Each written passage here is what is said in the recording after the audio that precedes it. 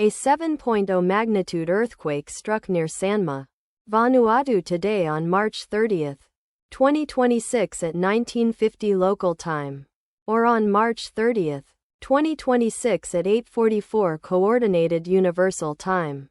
As reported by the EMSC on its website, the earthquake was located at an intermediate depth of 123.0 kilometers below the surface, at coordinates latitude -15.322 and longitude 167.37.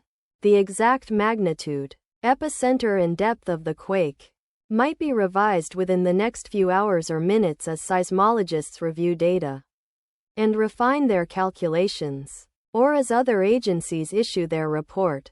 Towns or cities near the epicenter include Luganville, Sanma, located 29 kilometers, or about 18.0 miles from epicenter.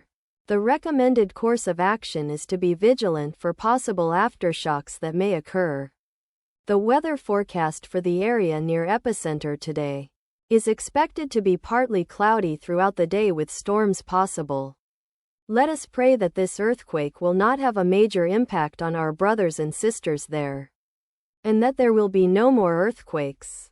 Amen.